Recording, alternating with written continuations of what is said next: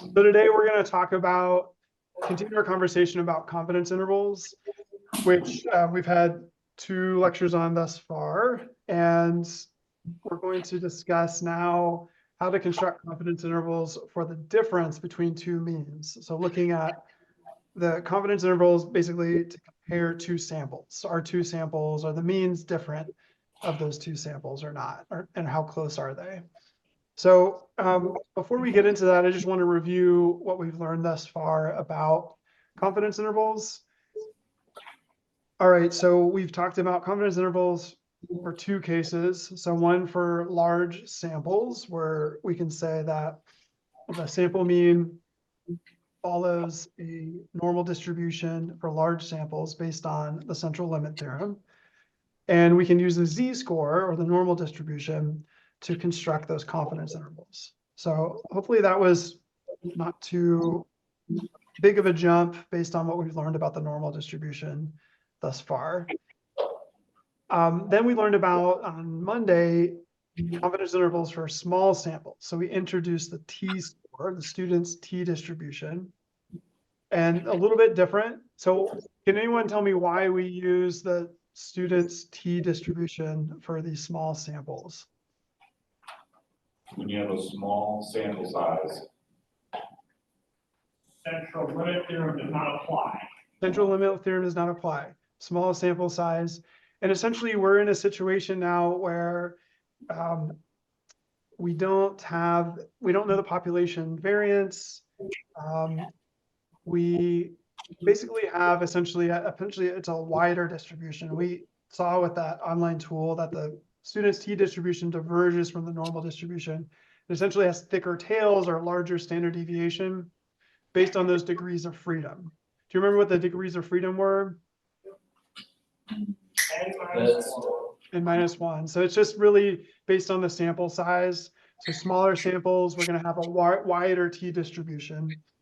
And as the sample size increases, the normal distribution converges, the student's t distribution converges to the normal distribution. So by the time you get to 30 or greater, it's pretty dang close to the normal distribution. One other thing that we needed to note for our small samples is that the population that we're sampling from, or our sample itself, has to be approximately normal, meaning we can't have big outliers. We have to have kind of this symmetrical distribution. So a little bit different from the large sample, where we can have a sample from any population as long as the sample is large. Because of the central limit theorem, the means will have a normal distribution. But for small samples, the sample itself actually has to be normally distributed. So we're going to talk about constructing confidence intervals for the difference between 2 means for large samples with a z-score, small samples with a t-score, and then we'll talk about paired data, which is basically kind of a before and after, like an experimental design. But first, I want to just give you a little bit of a metaphor for confidence intervals, because there's a lot of ways to interpret them, but the kind of root definition of confidence intervals, I want to make sure we understand. All right, so hopefully this lands. We'll see. I got it from the internet. You never know. All right, so say we've got a tree, and then we have a dog with a leash on that tree that is 3 standard errors long, so S over square root of N. The dog likes the shade of the tree, and the shade extends out about 68% of the width, which is 1 standard error.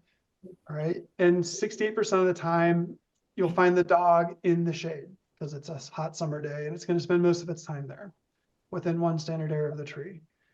95% of the time, the dog will be 2 standard errors of the tree, moving around, checking, sniffing things out, looking at the clouds.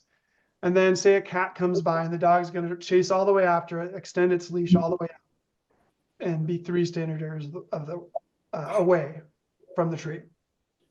Okay, so now the tree disappears. We don't know where the tree is. There's just a dog with a leash, and all you can see is it spending 68% of the time in the shade, which is 1 standard error away, 95% of the time sniffing around within 2 standard errors, and then chasing that cat or squirrel like 1% of the time or less than 1% of the time. Okay, so what is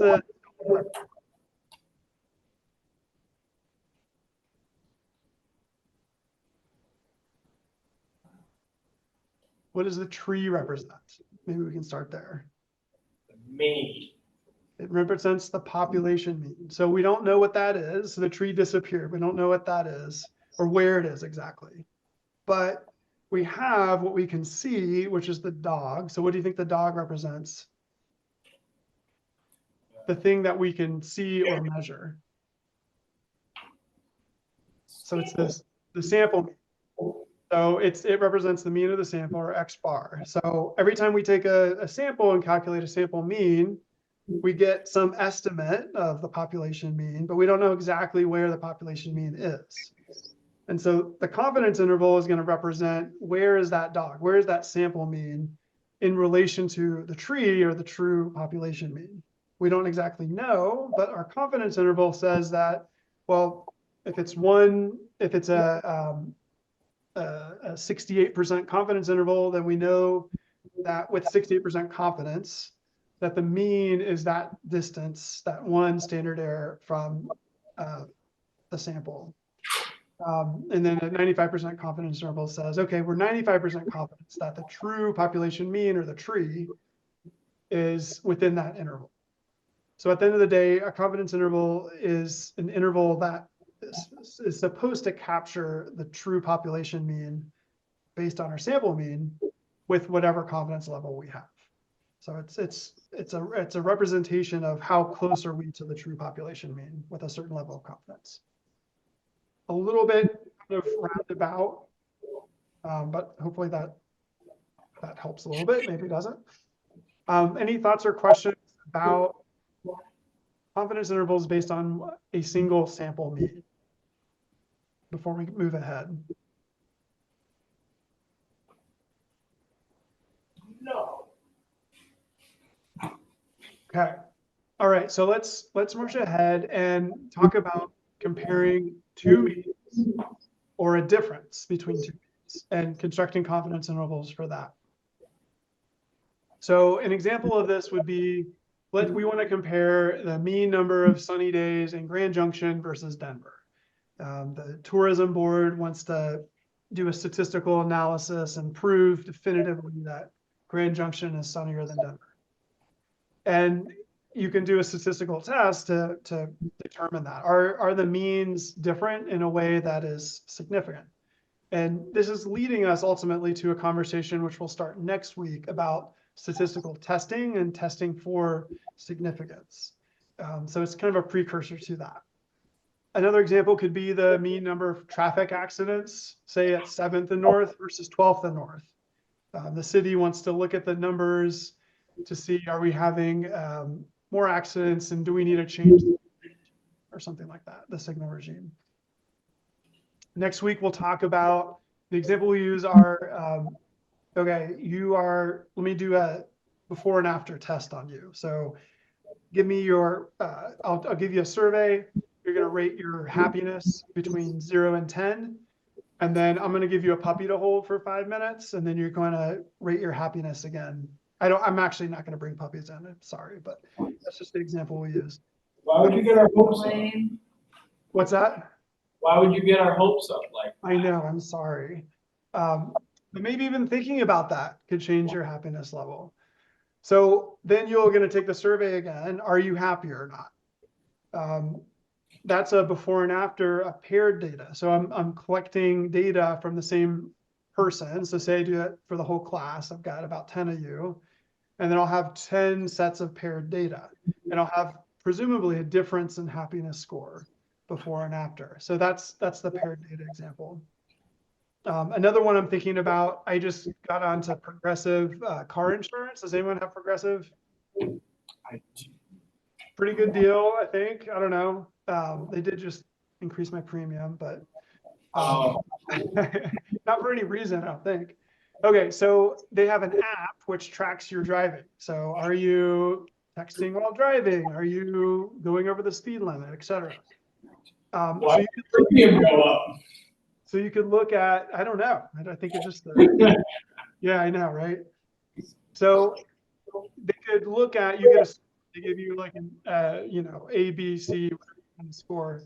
So does your score go up if you are being tracked versus not being tracked, right? So I don't know how you would do that, but that's another way to think about, like, does your behavior change with some intervention? Okay, so those are just some examples of what we might do. I'm gonna show you visually what this could look like. I've got two samples, and I calculate the mean of sample one, the mean of sample two, and then I construct confidence intervals for those individual samples, and I see if they overlap or not. If they overlap, then maybe at some confidence level, we can say that, well, the true population means might not be different. They might be coming from the same population. If they don't overlap, then I could say with some confidence level, say 95%, that the true population means of these two samples are in fact different. Instead of constructing individual confidence intervals for the two means, though, we're going to actually construct confidence intervals for the difference of the two means. So sample one mean minus sample two mean. And if I do the difference, then I only have to do one confidence interval. It's going to be a confidence interval of the difference. And then I can say, well, do they confidence intervals intersect with zero? If zero is in the confidence interval, then that's essentially the same as saying that they overlap, right? Because zero would be where the two overlap. If they don't intersect zero, then I can say, well, maybe they are from two different populations. Maybe they are actually different. Grand Junction actually has more sunny days than Denver. We'll talk about particulate matter that we use, the data that we use from lab one. Does Grand Junction have better air quality from a particulate matter standpoint than Denver? All right, so let's talk about first constructing, here, let me get my little pen here. All right, so we're going to construct confidence intervals for means of large samples.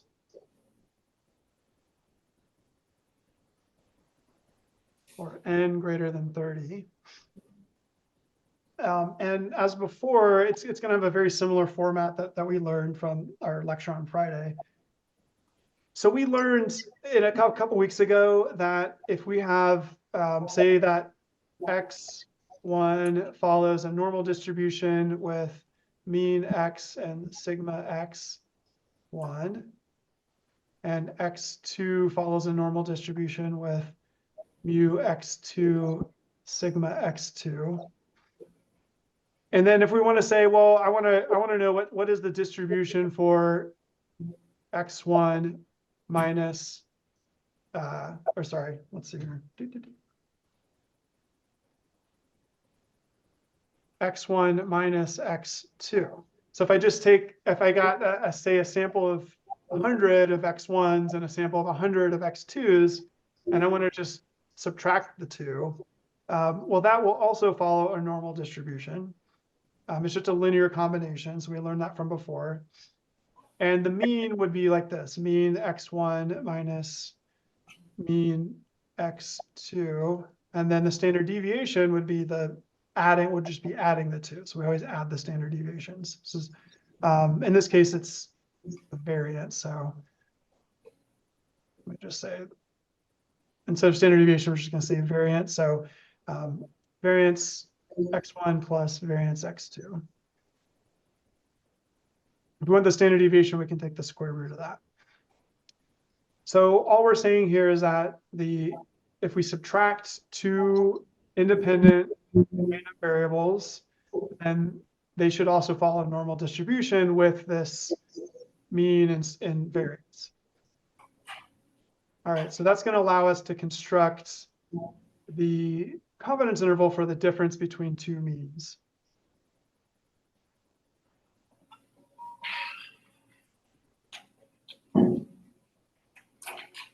All right, so I mentioned that particulate matter data. So in our first lab, we looked at particulate matter concentrations, daily average concentrations in Grand Junction and Denver.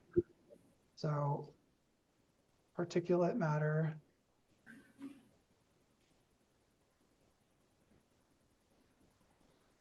PM 2.5, so less than 2.5 nanometers or something like that.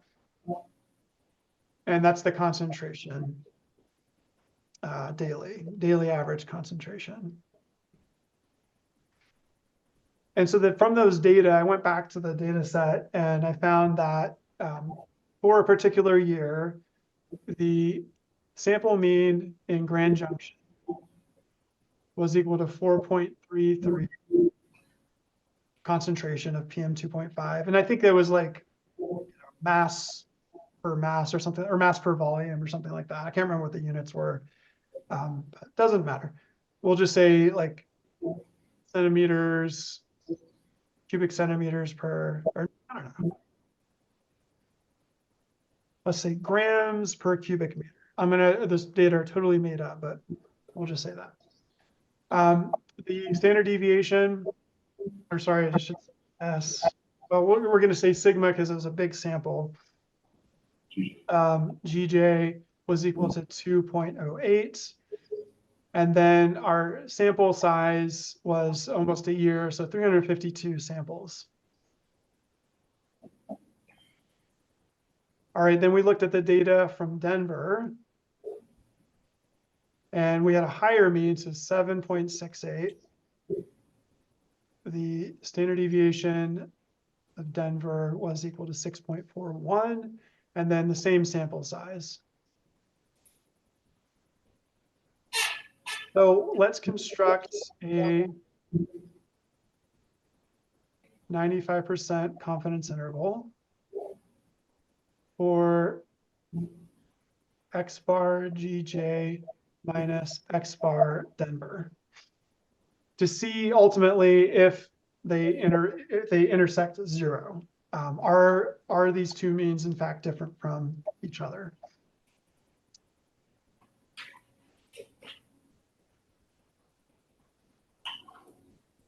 So we'll keep those values there. So to do this, step 1, we're going to take the difference of the means.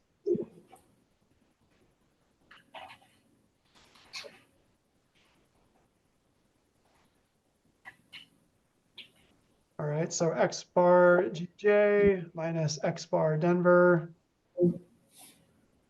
is just going to be equal to 4.33 minus 7.68. And the order doesn't really matter here, so we're just kind of picking one. Okay, so that's our difference, negative 3.51. Now we're going to calculate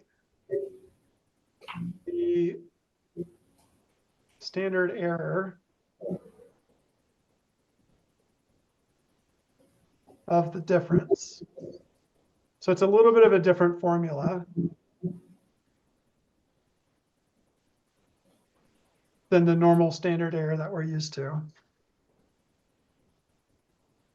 So sigma, so it's going to be the standard deviation of the difference of the means.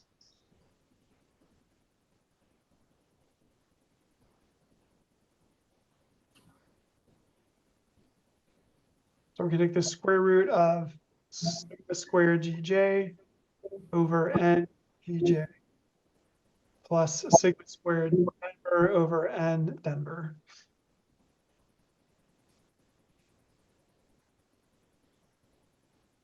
All right, so that's going to be 2.08 squared over 352 squared.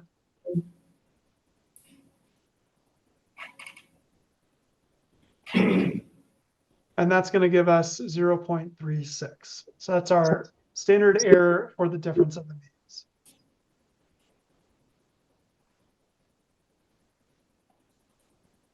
All right, so now that we've calculated that, we're getting close. There's one more piece we need. Do you remember from the one sample confidence interval?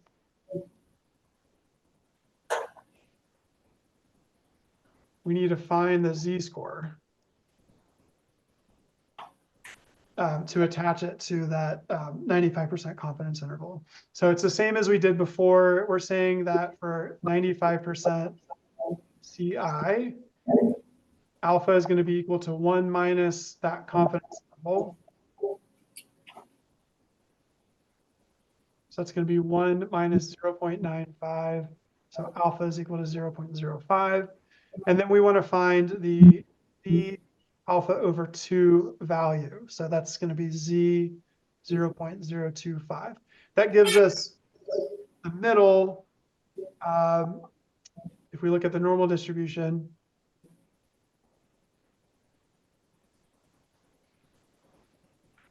then if we have 0.025 on that side, and then 0.025 on that side, we have 0.95 in the middle for the probability.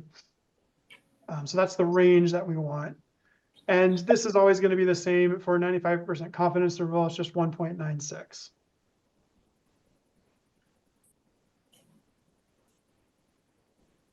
All right, well, now that we've got the z-score, we can construct the confidence interval.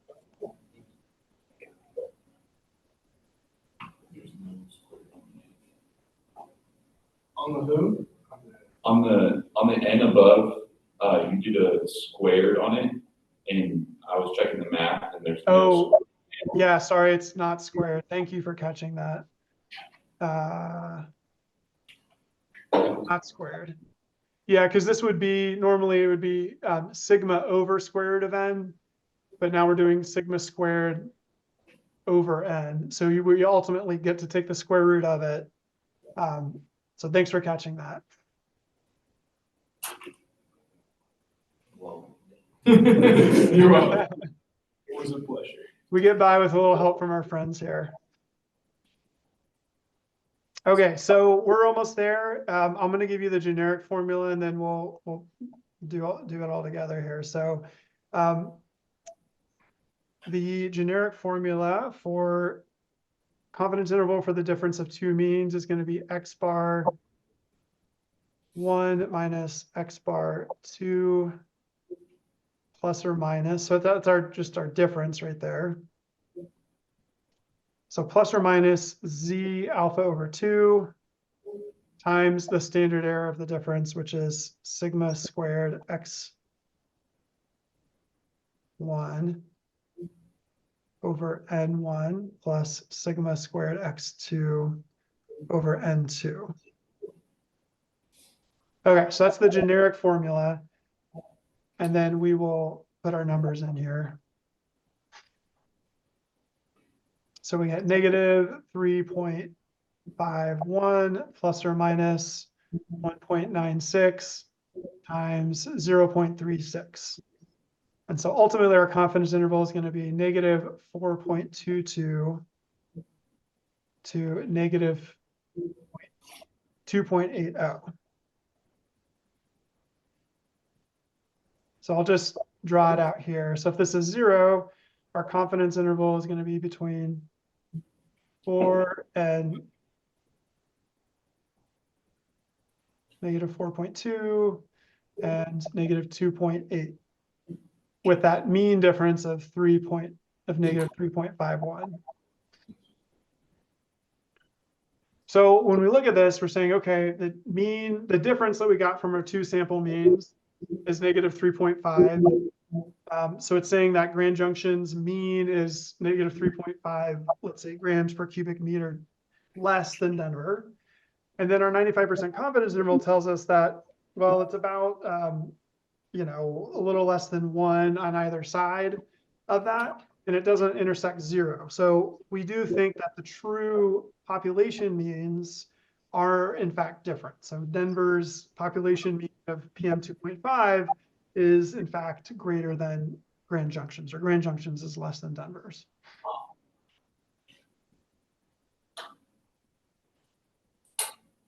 So I'll just note that the interval does not include 0.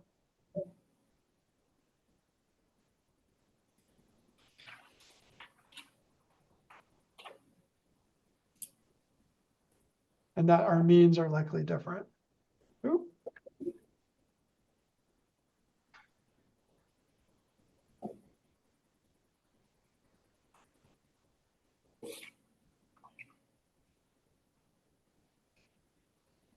Now, next week, we will talk about what does it mean that the means are different? What's the probability that they are or are not, and get into statistical testing. But this is the precursor to that.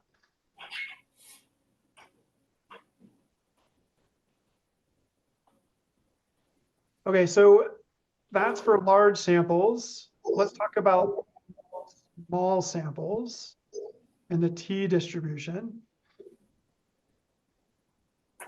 And let me just zoom out real quick. Okay, that's our little t distribution. We'll get there in a sec.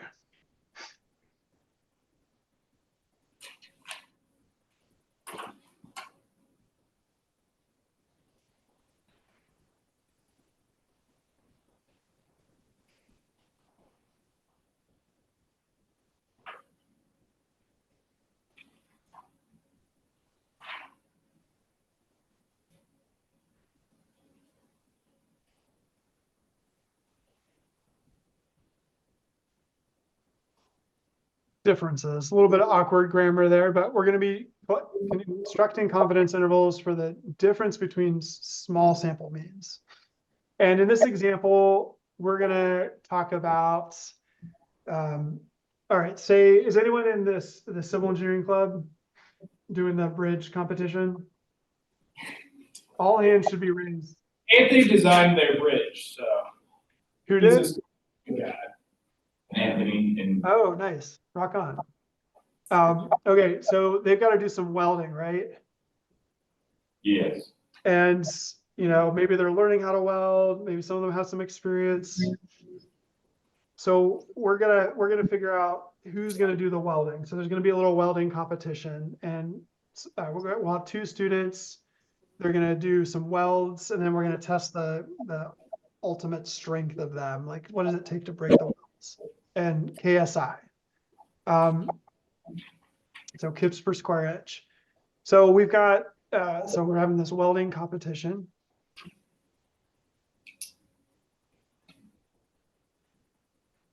And we're testing strength of the welds.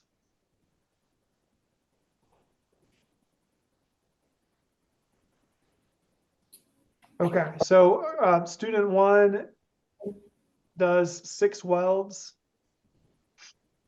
And we find that the average strength of those welds is 83.2 KSI.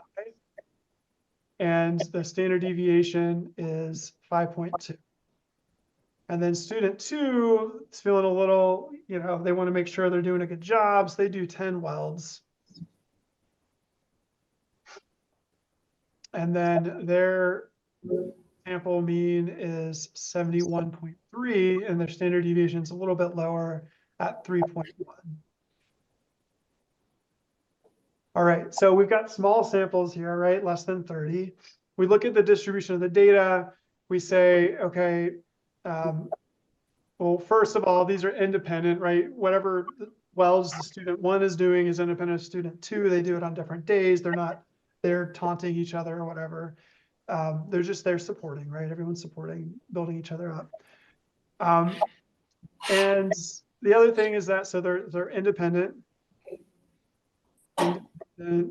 samples.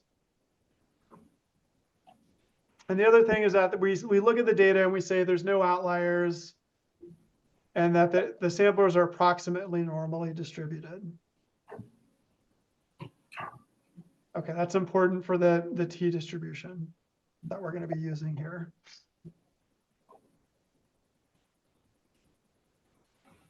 Okay, because of that, then we can use the t distribution to construct a confidence interval for the difference in sample means.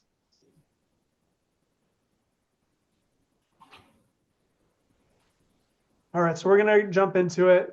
And as before, we're going to calculate the difference in the sample mean. So x bar 1 minus x bar 2 is going to give us 83.2 minus 71.3. That's 11.9.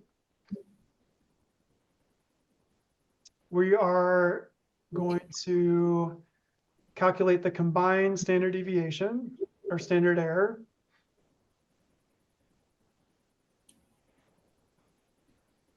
And it's this very similar formula. We're just going to be using S instead of sigma, since it's a small sample. Assume that we don't know anything about the population variance. So S squared x1 over n1 plus S squared x2 over n2.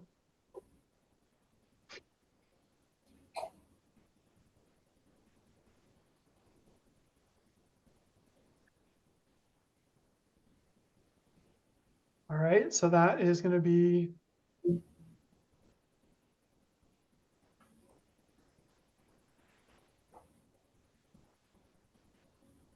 we got 5.2 all over 6 plus 3.1 over 10. And that gives us 2.34. And then we need to find the critical t-score. All right, this one's a little bit of a mouthful, so to speak. So the equation to calculate the degrees of freedom for combined, for two samples is this big crazy equation. So I'm just going to give it to you, and then we'll jump to the number because it's really just a plug and chug kind of thing. But first we'll do alpha. So we're doing 1 minus our confidence level. So 1 minus 0.95 is equal to 0.05. And then we're doing t, whatever our degrees of freedom is, alpha over 2. So alpha over 2, as before, is 0.025. But we need to calculate the degrees of freedom. All right, so here's our degrees of freedom equation. In your book, it calls it nu, and you'll see that in the table as well. So it's a beast. So S x1 squared over n1 plus S x2 squared over n2 squared all over S x1 squared over n1 squared n1 minus 1 plus sx2 squared over n2 squared all over n2 minus 1. Okay, so kind of a beast. That ends up being, for this particular problem, 7.2. And then we're just going to round to the nearest integer. And in this case, we're going to be more conservative. We're going to round down. So that's just going to be 7. So that gives us a wider confidence interval. So now we want to calculate t with degrees of freedom equals 7, and then alpha 0.025. So let's jog over to our t distribution right here. Table A3 in your book. We've got different alpha levels. So 0.025, and then here's our degrees of freedom, which it calls nu. So we come across and down, and we get T7 0.025 of 2.365. So that's the critical t-score that we'll use.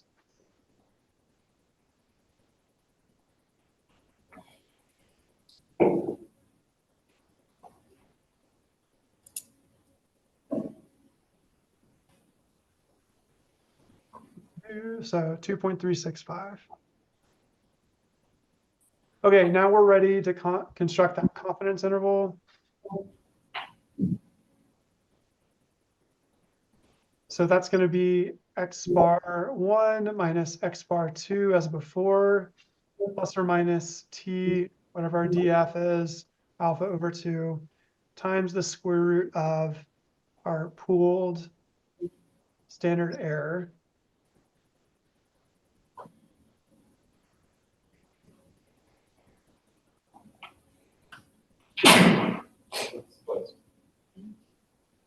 And that's going to be 11.9 plus or minus 2.365 times 2.34.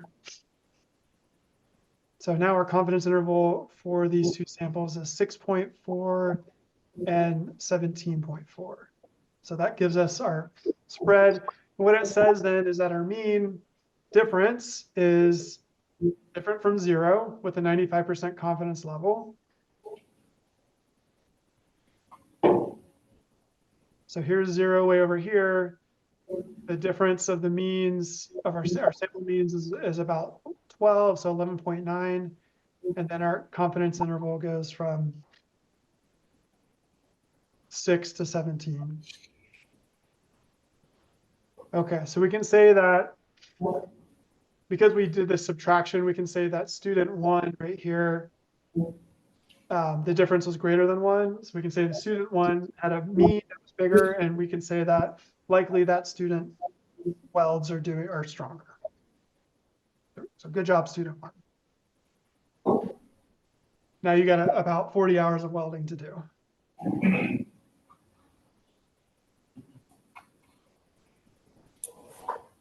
All right, so our last topic here is going to be confidence levels, confidence intervals with paired data. And I've given you some examples of that from before, first part of the lecture. But let's just look at, here's an example from your book of some paired data. So we've got a tire manufacturer, and they're going to do an experiment. They got some new rubber they want to test out. And to do this, they're going to take one tire. So it's a front wheel drive vehicles that they're working on. They've got 10 different vehicles. They're going to do tire from the old material on one side and a tire from the new material on the other side. It's a 50-50 chance if the new material goes on the right or left tire. So they've got a quasi-controlled experiment. Then they're going to send those cars out for a year to drive on that and then check the tread depth on the two tires. Okay, so we've got new material as the X and then the old material as circles. And we're going to see because it's kind of a paired experiment, right? It's the same car, just different tire material, same driving conditions. Some drivers drive it a little bit harder. Some drivers drive it a little less harder. Different kinds of cars are going to work the tires differently. So what we're interested in then is finding, is this difference different from 0?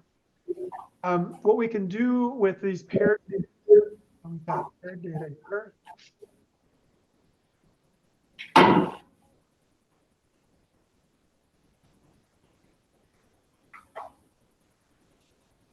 Is that we can treat this difference right here as just a single sample. So we calculate the difference of all the values of the tread depth for the between the two tires. And because it's the same car, we can treat each of these differences as just a one sample mean and a one sample confidence interval. So now what we want to do, and in this case, if it's a big sample, we could do the Z distribution, but this is not a big sample, so we're going to use the T distribution. And so we're going to treat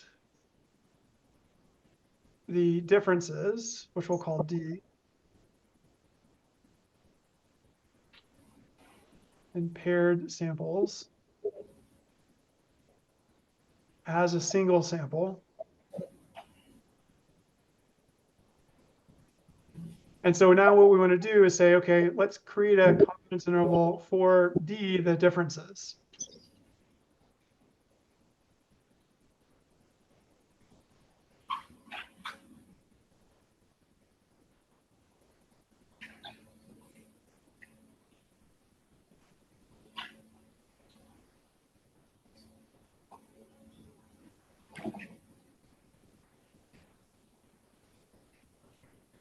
So all we need to do then is go back to our previous lectures for the one sample, and that's going to be D bar, so just the mean of the differences.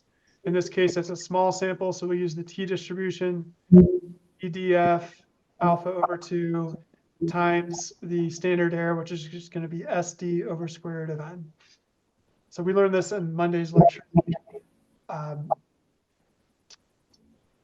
And that's all we have to apply here. So it ends up being a lot more simple because it's paired data and we don't have to pool the standard errors together. So B bar from this data set is 0.23 millimeters in tread depth.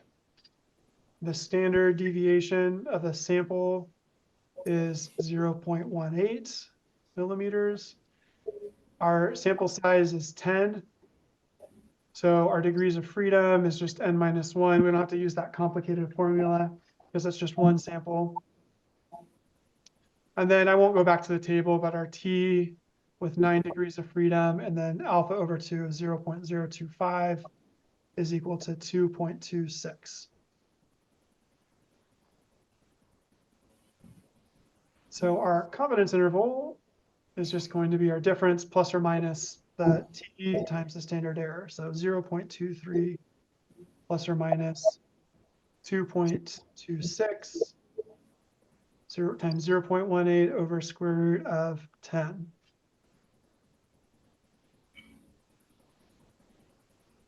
And that gives us a confidence interval of 0.1 to 0.36.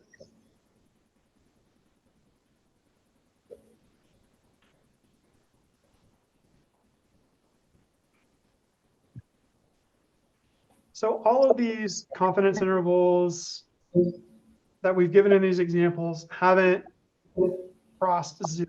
And so in all of these cases, we're saying that the differences in means, whether it's paired or not paired, are likely with a 95% confidence different. The true population means are different. They're not the same.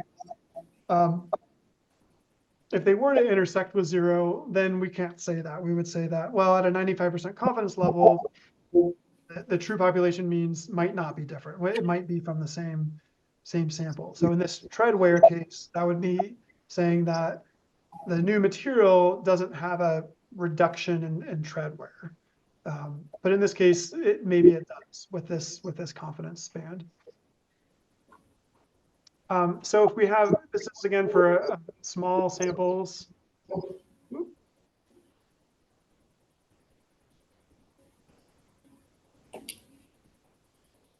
And then for large samples, we would just go back to the z-score. So n greater than 30. And that would be d bar plus or minus z alpha over 2 times sigma d over square root. That would be our sample confidence interval for paired data.